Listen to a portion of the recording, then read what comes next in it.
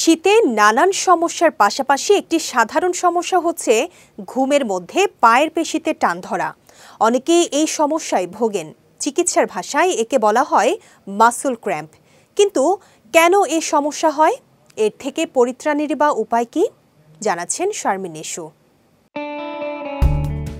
পায়ের পেশিতে টান লাগা শীতে হওয়া সমস্যাগুলোর মধ্যে অন্যতম।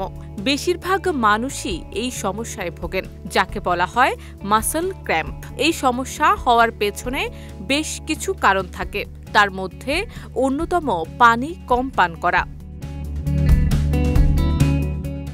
শীতে মানুষের মধ্যে পানি কম খাওয়ার প্রবণতা থাকে। ঠান্ডার কারণে অনেকেই পর্যাপ্ত পানি পান করেন না। এর ফলে ঘুমের মধ্যে আচমকা পেশিতে টান ধরতে পারে।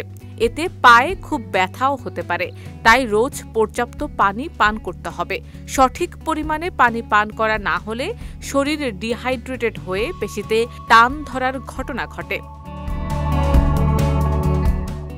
এছাড়া অনেকে জিম কিংবা যোগাসন করেন।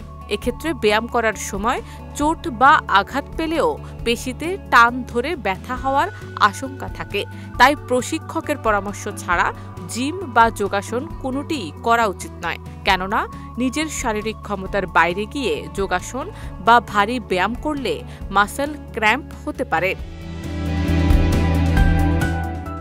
এমন মাসল ক্র্যাম্পের সমস্যায় পড়লে তাৎক্ষণিক কিছু উপায় অবলম্বন করে সাময়িক আরাম পেতে পারেন।